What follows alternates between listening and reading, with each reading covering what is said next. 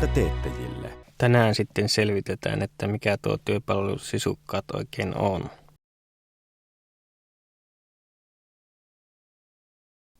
Otetaan nyt näkökulma työn teettäjän kannalta.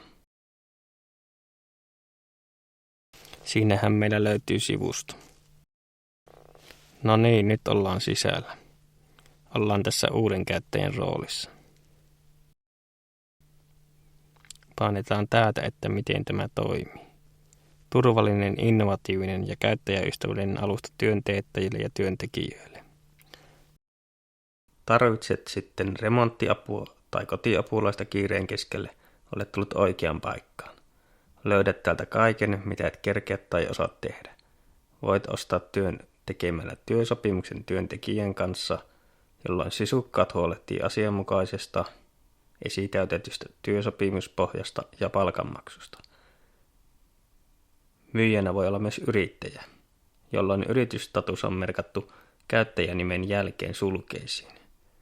Tällöin teet esitäytetyn toimeksiantosopimuksen isommissa projekteissa ja yritys lähettää työn suorituksen jälkeen laskun. Toimeksiantosopimus muun muassa huomioi, maksetaanko matkakorvausta ja kuinka paljon, jolloin vältyt yllätyksiltä laskua maksaessasi. No, käytännössä toimeksiantosopimus on aika harvoin tullut tehtyä. Löydä etsimäsi tekijä. Vertaa hintoja, portfoliota, toimitusaikoja, yhteisön arviota ja suosituksia löytääksesi myyjän, joka sopii parhaiten tarpeisiisi. Jos sinulla on erityistoiveita, ota suoraan yhteyttä tekijää tai sisukkaiden ylläpitoon. Tilaa työ. Kun tilaat työn, ylläpito aktivoi sen. Tämän jälkeen voitte tavata työntekijän kanssa ja sopia tarvittavista asioista liittyen verokortilla tekevän työsopimukseen. Jos kyseessä on yrittäjä, niin laaditaan tilaajan halutessa ja isommissa töissä toimeksiantosopimus. Sopimuksen allekirjoituksen sisukkaat suosittelee Adobe Readerin täytä ja allekirjoita toimintoa, jolloin allekirjoitus onnistuu kätevästi suoraan tietokoneelta tai puhelimesta. No, käytännössä yleensä nuo allekirjoitukset tulee kuitenkin tehtyä perinteisesti, että ensin tulostetaan tuo sopimus. Hallinnoi työtä. Viestitelkää sisäänrakennetulla chat- ja hallintajärjestelmällä. Jos työ on luonteeltaan aikakriittinen, niin työn deadline on merkitsevä. Sovittu työsoppari tai toimeksiantosoppari on kuitenkin aina määräävin tekijä. Hyväksy työ suoritetuksi. Kun työ on valmis, voit merkitä sen hyväksytyksi. Jos tilasit yritykseltä, niin saat laskun. Jos kyseessä on palkkatyö, joka koostuu useammasta palkanmaksusta, niin asetat työ suoritetuksi, kun tulee ensimmäisen palkanmaksun aika. Työsopimuslain mukaan aikapalkan ollessa tuntipalkkaperusteinen palkka on maksettava vähintään 2 kertaa kuukaudessa. Palkkatyöntekijän ollessa kyseessä sisukkaat tai sinä kysyt tuntilistasta työhön käytetyssä ajasta, kun olet hyväksynyt työn. Tämän jälkeen sinun pitää valtuuttaa sisukkaat toimimaan puolestasi palkka.fissä, suomi.fi-valtuutuksen kautta. Tämä on helppoa ja saat suoraan sähköpostisi sisukkaiden lähettämän valtuutuskutsun. Valtuutuksen tarvitsee, koska sisukkaat käyttää palkanmaksuun tätä verohallinnon ylläpitämää palkka.fi palkan laskentaohjelmaa. Auta lopuksi yhteisöä jättämällä arvio työn tekijästä. Työntekijä arvioi myös sinut. Ideaalitilanne on aina, että työ sujuu hyvin ja molemmat arvioivat toisensa 5 tähdellä. Luodaan nyt se tili. Ja voitaisiin yhdistää myös Facebookilla, Googlella tai Twitterillä. Mutta luodaan nyt alusta asti. Kirjoitetaan tänne käyttäjänimi ensin. Sitten joku sähköposti.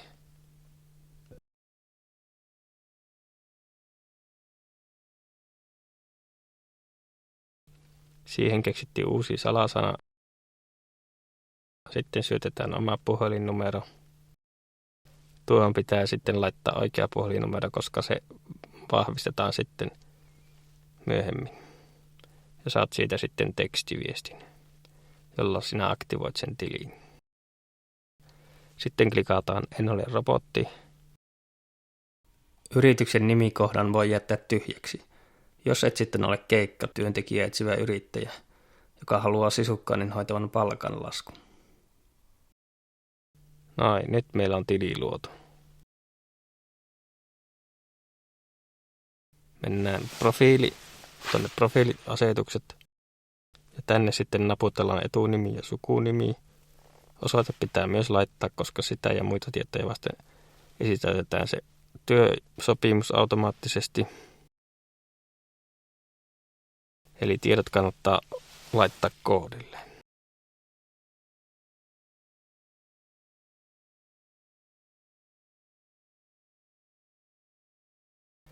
No niin, laitetaanpa naama näkyviin.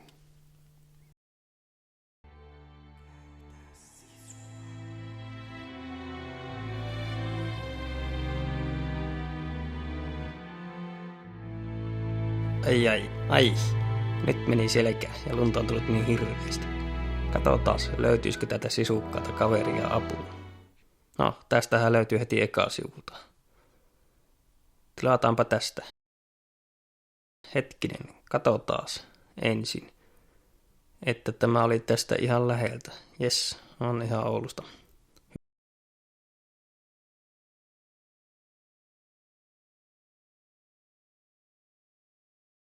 Hyvä, tilataan nyt.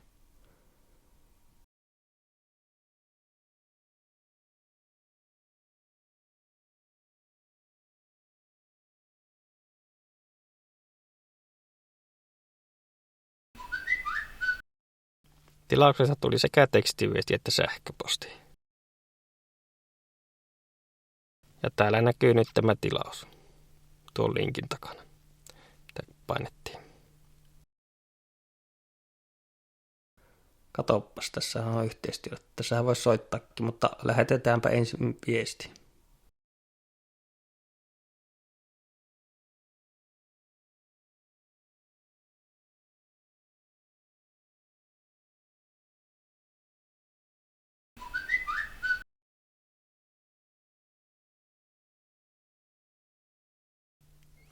No niin, nyt sisukkaat on lähettänyt sähköpostilla työsopimuksen.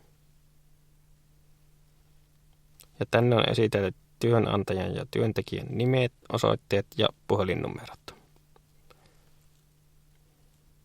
Ja työnantajan henkilötunnusta tarvitaan, että saadaan suomi.fi-valtuutus, että voidaan käyttää verohallinnon palkka.fi palkanlaskentaohjelmaa asiakkaan puolesta. Ja työnantaja saa sitten sen suomi.fi-valtuutuspyynnön, joka pitää hyväksyä suomi.fiin kautta. No niin, tämä on tämmöinen keikkatyö. Eli maanantaina Miksu tulisi tekemään ne lumityöt.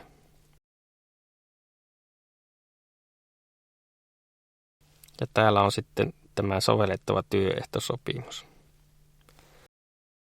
Jos alalla on yleissitova tai yleisesti käytössä oleva TES, niin sitä käytetään. Tässä on kiinteistöpalvelualan työntekijöitä koskeva työehtosopimus. Ja siellä on valmiiksi myös tilinumero oikeassa kentässä.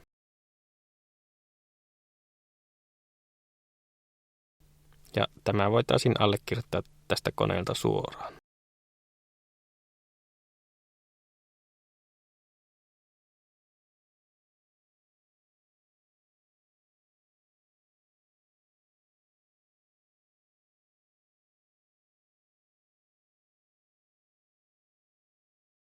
Sinne tuli Mikon allekirjoitus.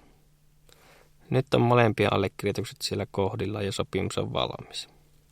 Tai sitten Mikko päätti, että se allekirjoittaa suoraan siellä kentällä puhelimen kautta. Tämäkin on mahdollista.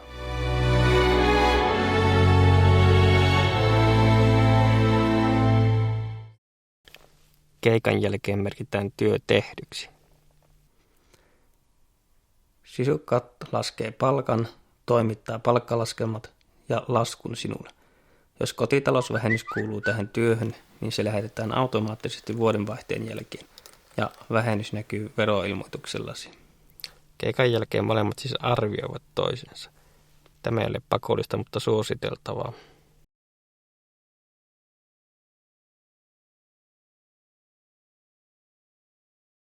Palautteet näkyvät julkisesti. No sitten kokeilemme tätä hakua, eli kirjataan vaikka drone tänne ja haetaan sieltä töistä.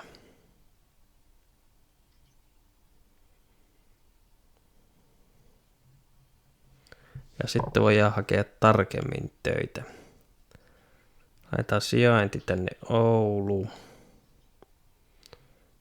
Ja hakusäteeksi pistää vaikka 50 kilometrin säteen. Suodata tulokset.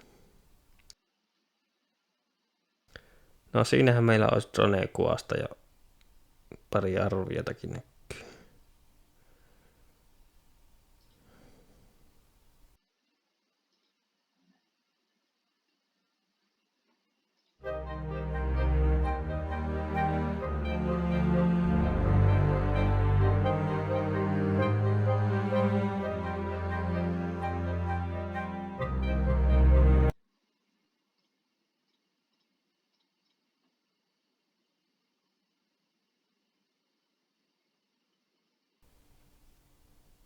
Palautteesta nähdään, että Tuima Visionilla on täällä ihan hyvää palautetta saanut.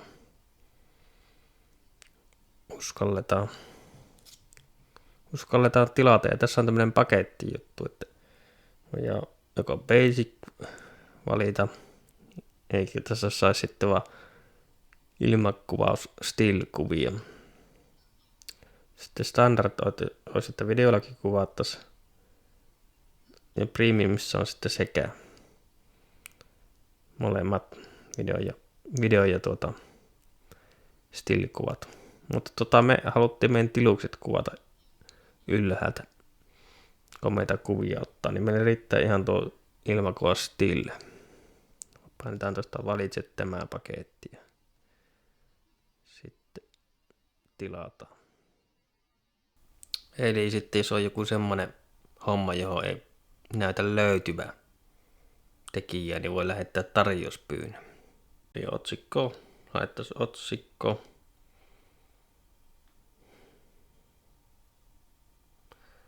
Laitetaan se vaikka saunaremonttia.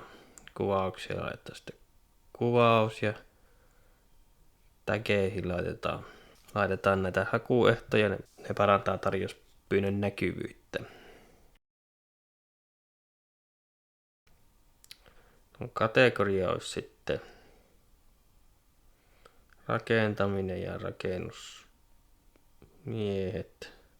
No deadlineen laitetaan sitten, että milloin tähän tarjouspyyntöön pitää viimeistään vastata. Toimituksia sitten, että montako päivää tähän saisi kestää. Että jos on joku isompi remontti, niin siihen voi laittaa tuon maksimi 30 päivää, vaikka siihen menisi jopa kauemmin. No budjetti alkaa ja korkeintaan näihin ei kyllä tarvitse välttämättä laittaa mitään. Jos siihen erehtyy laittaa, niin sitten pitää laittaa tuohon vähintään 1 euro tuo korkeintaan ja alkaen 0 euroa. Sitten laitetaan sijainti. Ja aloituspäivämäärä, että milloin me haluttaisiin tämä ihan konkreettisesti työnteko alkaa. Ja sitten lopetuspäivämäärä.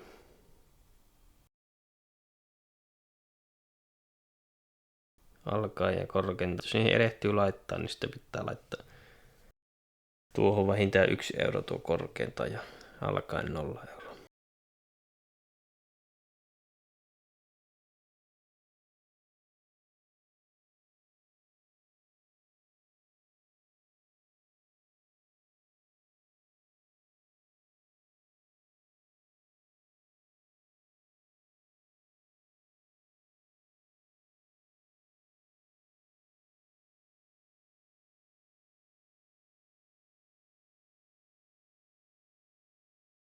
No niin, jos katsotaan hinnastoa, niin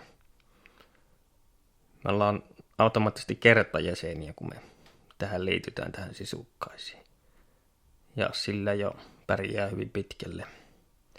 Eli käyttäjätilin luonti kuuluu hintaan, samoin viestien lähettäminen toiselle käyttäjälle sähköposti- ja tekstiviesti-ilmoitukset, eli saadaan notifikaatiot kännykkään ja sähköpostilla. No sitten kun ostetaan yritykseltä tai työntekijältä, niin siitä velotetaan 5 euroa kertajäseniltä ja palkanlaskenta kuuluu siihen samaan hintaan. No sitten siinä työsopimuksessa noudatetaan aina yleissitovaa työehtosopimusta tai alalla yleisesti käytettyä työehtosopimusta. Työsopimus kuuluu siihen esitäytettynä siihen 5 euro hintaan. Samoin se toimiksiantosopimus isommissa urakoissa, jos yritykseltä tilataan. Palkkalaskelma kautta palkkatodistus kuuluu hintaan. Samoin työtodistus. No, sitten kun lasketaan palkkaa, niin että huomioidaan kotitalousvähennys, niin 2,5 euroa maksaa se. Samoin pitää huomioida matkakustannukset palkanlaskussa, siitä velotetaan 2,5 euroa. Ja samoin omien työkalujen käyttö 2,5 euroa. Noin 10 euroa yleensä maksaa yhteensä. No sitten on henkilöllisyyden verifiointi. Eli kun pyydät verifioimaan tilisi, eli vahvistamaan, sisukkaat tarkistaa henkilöllisyytesi. Verifiointi etenee tapauskohtaisesti. Siihen voi riittää vahvistettu puhelinnumero joissakin tapauksissa. Muun muassa puhelinnumero pitää olla nimissäsi. Tai suomi.fi-valtuutuksen myöntäminen palkanmaksun yhteydessä. Jos henkilöllisyydestä on vähänkin epäselvyyttä, viimeisenä keinona on lähettää valokuva henkilöllisyystodistuksesta. Passi tai muu virallinen asiakirja. Ei olla onneksi joutunut tuohon koskaan. No, tuo verifiointi niin lisää luottamusta. Jos olet työn ostaja, verifiointi lisää luottamusta sinua työn teettäjää kohtaan. Eli sitten tuon vahvistuksen seurauksena profiiliin ilmestyy ikoni kertomaan onnistuneesta verifiointiprosessista. No sitten jos olisi tarvetta, niin voi tilata myös tämmöisen henkilön luotettavuusarvion. Se on sitten se seuraava taso tuosta verifioinnista.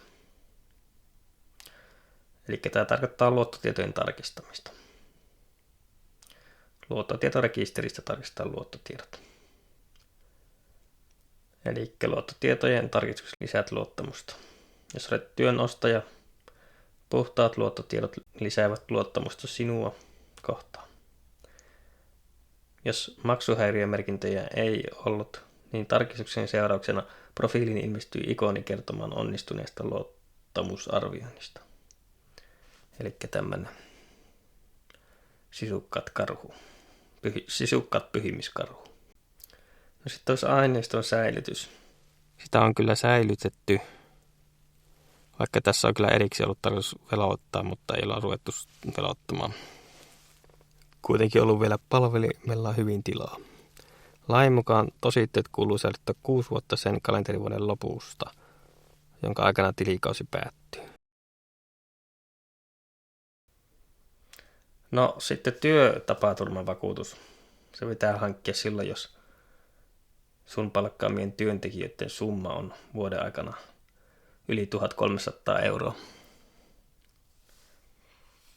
Ja se kannattaa hankkia sieltä omasta vakuutusyhtiöstä. Sisukkat voi auttaa tässä asiassa, mutta paras tieto on kyllä vakuutusyhtiölle itsellään. No ryhmähenkivakuutus tulee sitten aina, se tulee siinä samalla kuin työtapaturmavakuutuskin. No toisen henkilön luottotietojen tarkistus se maksaa sitten 15 euroa ja milloin se saa tehdä, niin työnantaja saa tietyissä tilanteissa tarkistaa sekä työnhakijan että työntekijän luottotiedot. Varsinkin jos työ vaatii erityistä luottamusta tai siihen liittyy välitön taloudellinen vastuu työnantajan omaisuudesta. Työnantajan tulee ilmoittaa henkilölle tietojen tarkistamisesta. Työnantajan oikeus käyttää työnhakijan luottotietoja on mahdollista muun muassa, jos työn luonteeseen kuuluu pääsääntöisesti valvomaton työskentely yksityiskodissa. Lisäksi luottotietoja saa kysyä henkilön nimenomaisella omalla suostumuksella. No sitten on rikostaustaotteen tilaaminen. Rikostaustaote voidaan tilata, kun työssä toimitaan lasten kanssa ja työsuhteen kesto on vähintään 3 kuukautta. Työntekijän rikostaustaote annetaan vain henkilölle itselleen. Henkilö ei voi valtuuttaa työnantajaa tilaamaan otetta. Sisukat tarjoaa esitäytetyn lomakkeen. Asiakkaan tietojen tarkistamisen ja allekirjoittamisen jälkeen sisukkaat lähettää lomakkeen oikeusrekisterikeskukselle. Ote maksaa 12 €. Lasku lähetetään erikseen otteen tilaajalle. Rikostaustaotteen vastaanottaja, eli työnantaja, ei saa kerätä tai tallentaa rikostaustaotteesta ilmeneviä tietoja. Vastaanottaja voi tehdä asiakirjoihinsa ainoastaan merkinnän siitä, että ote on esitetty, ja tässä yhteydessä kirjata muistiin otteen tunnistetiedot, joita ovat kyseisen henkilön nimi ja otteen päivämäärä. Yrittäjän perustietojen tarkistus. Eli sisukkaat tarkistaa sun puolesta, jos olet ostamassa joltain yritykseltä jonkun vaikka remontin, niin tarkistetaan ennakkoperintä, kaupparekisteri ja alovelvollisuustiedot. Ja yrityksihän pitää kuulua ennakkoperintärekisteriin, että saat kotitalousvähennystä. Eli se on tärkeä asia tarkistaa. No sitten verovelkarekisteriin tarkistus voitaisiin tehdä. Sehän kertoo myös tästä luottamuksesta. Yrittäjän maksukyvyttömyystietojen tarkistus ja sitten on yrittäjän maksuhäiriömerkintöjen tarkistus. Eli että onko protestilistalla.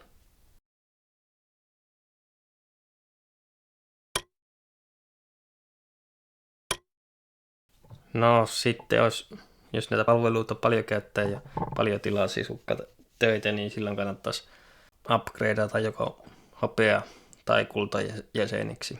Hopeajäsenyyden ja kultajäsenyyden hinnat näkyy tuossa noin. Ja silloin saa vähän halvemmalla noita palveluita. Ja jäsenistöosaa voi täältä päivittää. Sisukkaat.com. Täsmätyötä tekijöiltä teettäjille. Psst, löydä sisusi.